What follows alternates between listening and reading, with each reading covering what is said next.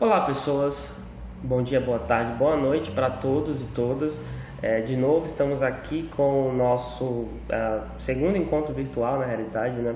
Esse vídeo vai ser um pouco mais longo do que o último, porque o tema ele é mais longo, né? Então, dando sequência ao nosso andamento em relação à questão da história da educação, a gente começou abordando lá atrás, nosso primeiro encontro físico, né, a questão da educação em sociedades tribais, né, aquela chamada educação difusa, onde os processos educativos eles não tinham um lugar específico, eles ocorriam ao longo da vida cotidiana de meninos e meninas, com a prática de fato, né, de elementos do cotidiano, ou seja, o aprendizado ocorria em lugares de trabalho, em locais de futuro trabalho, locais de coleta, de caça, etc. Ou seja, os objetos do dia a dia eram locais de ensinamento. Posteriormente, na última aula, como vocês devem ter visto, espero que todos participem, vejam, assistam o vídeo, leiam os slides, leiam o texto, tirem suas dúvidas, porque é importantíssimo essas temáticas que a gente está abordando agora nessa quarentena, para que quando a gente voltar ao final da disciplina, que acredito que até o final desse semestre vamos nos encontrar presencialmente, nós vamos usar esses conteúdos como base para uma das avaliações.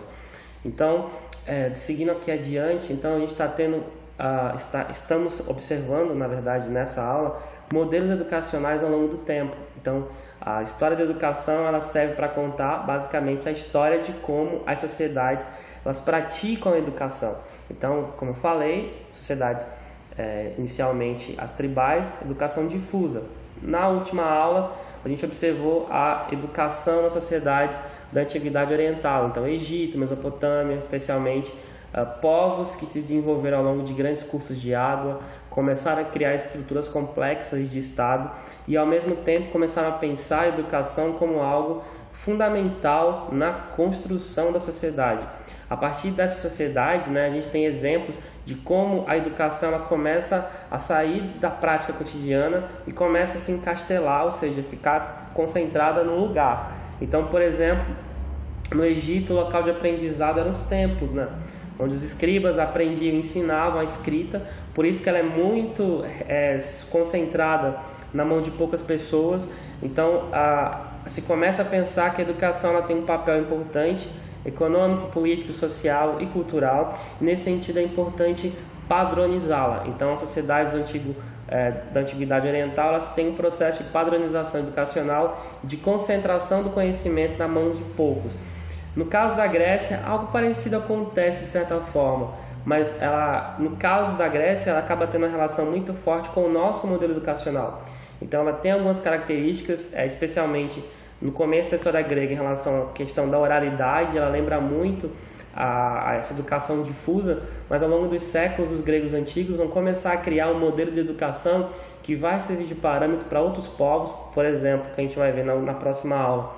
Os povos romanos, que vão copiar muito do modelo educacional grego e, consequentemente, do nosso mundo contemporâneo, ou seja, muito do que a gente pensa, do que a gente construiu enquanto educação, vem como referência da filosofia grega, dos pensadores gregos e dos modelos educacionais que nasceram a partir da Grécia Antiga. Então, a sociedade grega, como a gente está observando aqui, e só um parêntese aqui, eu vou colocar um slide a mais na apresentação, vocês vão ver lá 2 slides.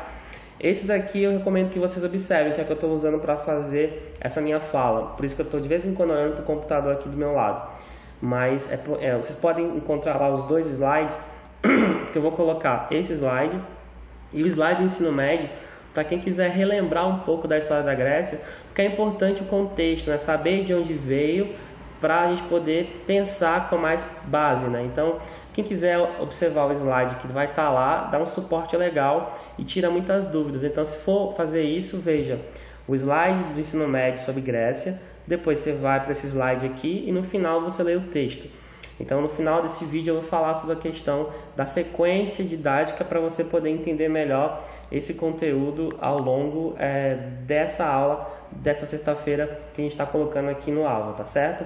Então, a sociedade grega é uma das bases da cultura ocidental. Seu modelo de educação ele é um dos mais importantes para o nosso mundo. Então, a gente vai observar que na Grécia Antiga, né, começa a se pensar exatamente, e os pesquisadores da história da educação usam a Grécia como parâmetro para começar a mostrar o início da história da educação e a criação dos modelos de educação. Muito embora Egito, Índia, Mesopotâmia tenham locais de educação, mas é a Grécia que cria um modelo mais complexo de educação, um estilo de educação e, obviamente, um conceito que baseia tudo isso, que a gente vai ver daqui a pouco, que até hoje, querendo ou não, está presente na concepção da educação do nosso mundo. Então, no início da história grega, os princípios educacionais, ou um princípio que a pessoa deveria ter, era o princípio da arete. Ou seja, a arete ela é a busca pela nobreza, a busca pela questão dos conjuntos, dos atributos heróicos. Então, era um tipo de educação feita a partir dos grandes exemplos dos heróis dos mitos gregos, né? Por exemplo, o Hércules, que era um grande herói da mitologia grega, um semideus que praticou vários trabalhos nesse processo de amadurecimento, né? Então, a busca por ser um herói vai ser um elemento central nesses primeiros séculos da história dos gregos antigos. A gente vai ver muito isso, esse espírito presente, por exemplo, nos livros do Homero, na Ilíada e na Odisseia, que na realidade são histórias sobre heróis, né? São a busca pela perfeição e dos atributos do ser humano, especialmente do homem, em relação à questão de se portar enquanto um super-herói no dia a dia. Seguidamente, isso a partir desse processo de amadurecimento do mundo grego, se constitui um outro princípio da educação grega, que é o princípio do kalos kagatia, que é um princípio que na realidade tem duas palavras aí, o kalos, que é a beleza, e o kagatos, que é a bondade. Então, você tinha que ser bonito, e é bonito fisicamente, mas também bonito por dentro, né? São atributos que se desenvolvem no processo educacional, mas você também tinha que ter bondade, né? Você tem que ser um sujeito, do ponto de vista social, um sujeito aprazível, bom, um sujeito que seja um exemplo para as pessoas. E o Kalos Kagatia, ele cria um programa educacional incentivando a utilização do esporte e da música. Quando a gente fala assim, conceito, é um processo que surge pouco a pouco, viu? Através de uma série de práticas, você vai ter inicialmente a arete e depois a Kalos Kagatia nesse mundo grego antigo, né? São conceitos que a gente usa para entender os momentos específicos da história da educação na Grécia. Então, arete, que busca a questão do heroísmo, Kalos Kagatia, a beleza e a bondade, que vai ser o programa onde vai se utilizar bastante a música e o esporte, né? As Olimpíadas têm uma relação muito forte com esse conceito de Kalos Kagatia, que é a questão do belo, do corpo e a questão do exercício também do espírito. Interessante que na antiga Grécia os Jogos Olímpicos eles aconteciam ao som de música. Os atletas competiam com a bandinha tocando durante toda a competição. De certa forma, isso ainda acontece hoje nas competições esportivas. Podem perceber, a música sempre está presente nos cenários esportivos. E aí a gente vem para o conceito central e talvez o mais importante, que se desenvolveu a partir do século V a.C., no momento que a Grécia, especialmente as cidades da região de Atenas, estavam mostrando um poderio econômico muito grande, que é o conceito da paideia, né? Então, essa palavra paideia, né, ela é a palavra de onde vai vir a expressão paedagogos, que vai dar origem no português à palavra pedagogia. Então, a paideia, né, ela vem lá do começo desse processo de constituição desse modelo grego de educação. Na tradução original, ela significa criação de crianças ou de meninos. Então, a questão do processo de relação entre o mestre e um aluno, e que ao longo do tempo vai dar origem à palavra paedagogos, na Grécia Antiga, que significa basicamente o condutor de crianças. Então, a pedagogia, e aí quando a gente está falando pedagogia com P maiúsculo, ela emerge a partir desse contexto, segundo os pesquisadores mais tradicionais da história da educação. Então, a criação da pedagogia ela emerge desse conceito da paideia, que é exatamente a ideia de haver o mestre para ensinar os mais novos, né? Ou seja, há um princípio aí de quem é mais velho. Vocês lembram das sociedades antigas? Os mais velhos ensinam os mais novos, só que aí não no dia a dia, mas dentro de espaços de educação, os ginásios, por exemplo. Então a gente vai ter uma sociedade que vai criar um dos primeiros grandes modelos educacionais da história do Ocidente. Então, para Platão, a paideia é o que dá ao homem o desejo e a ânsia de se tornar um cidadão perfeito e o ensina a mandar e obedecer, tendo a justiça como fundamento. Então, você passar pela condução de um mestre nesse processo educativo, aprender as várias habilidades que o mundo pedia, ela possibilitava você ter acesso, obviamente, ao mundo político das cidades. Lembrando que nem todos na Grécia tinham acesso a essa educação. Educação não era para meninas, por exemplo, não era para os escravos, que tinham um aprendizado muito diferente, e não era para os estrangeiros. Nas cidades gregas, só os homens de famílias ricas tinham acesso a esse modelo educacional. Então, nesse sentido, apesar desse modelo ser interessantemente bonito, mas ele não era acessível para todos. E na paideia grega, o que o sujeito deveria ter? O sujeito deveria buscar a integralidade do ser, ou seja, um ser que se desenvolve em todos os seus fundamentos. Ele buscava os princípios da ética, o princípio da cidadania, da participação política, o princípio da destreza, né? Ele praticava esporte, por exemplo. Ele tinha que ter múltiplos conhecimentos. Então, um sujeito que participava dos processos educacionais, ele saberia praticar esportes, fazer poesia, praticar música, até dotes do dia a dia, de atividades menores ele aprendia. E obviamente o processo de edificação do mundo, a busca pelo aperfeiçoamento do mundo. Era educação que tinha um princípio elitizado, né, de se mostrar um ser superior aos demais, onde você poderia mostrar o domínio, né, através de todos esses elementos que você desenvolveu ao longo do processo educacional para comandar na realidade. Então, mas lembrando que no mundo grego a educação não era um padrão em todas as cidades. A gente tem Esparta, por exemplo, como vocês vão ver no texto, que ela tem educação muito diferente de Atenas, né? A educação de Esparta é militarizada, né? A partir de 7 anos, os meninos eram tirados de casa, levados para campos de treinamento para se tornar um soldado perfeito. Então, a paideia, ela não estava presente em todas as cidades gregas, ela é uma coisa mais específica do mundo mais grego, ateniense, e de algumas cidades da Ásia Menor, que são ligadas à antiga Grécia. Então, os meninos nessas cidades, a partir entre os 7 e 14 anos, eles desenvolviam práticas de ginástica e de música, né? Ginastique e musique, né? A palavra música vem de musa, musique, música em português. Então, você tinha professores de diversas atividades, né?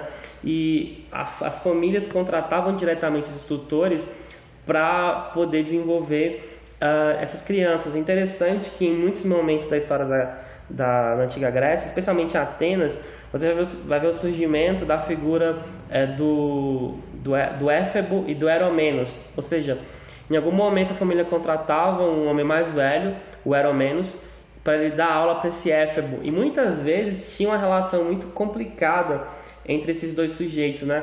Muitas vezes se misturava questões amorosas com questões educacionais, né? Entre o Éfebo, que é o mais novo, e o Eromenos, que é o mais velho. Então, quando a gente olha com os olhares de hoje, a gente percebe que existe uma relação que, para o período atual, é muito complicada de ser explicada, de ser compreendida.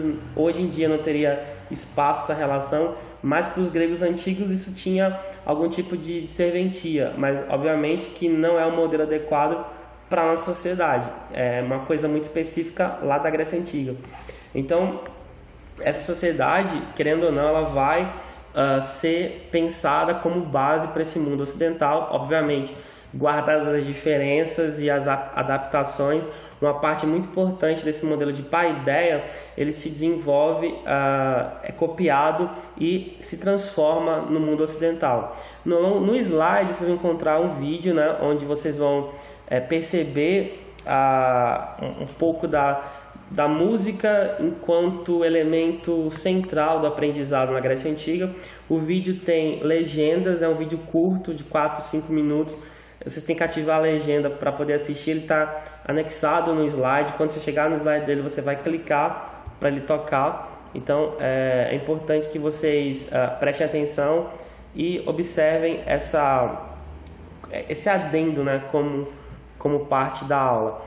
Então, um dos princípios, fins da educação consiste em formar o coração da criança, né?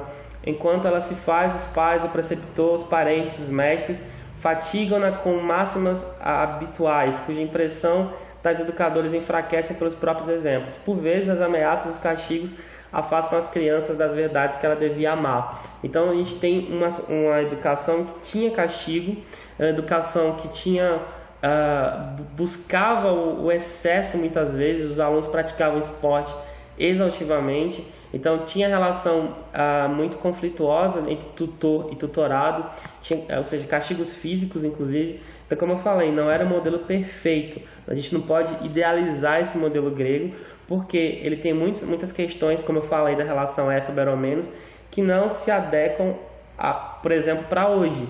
Mas a gente tem que entender que uma parte desse modelo foi importante para o desenvolvimento do modelo de educação no Ocidente, né?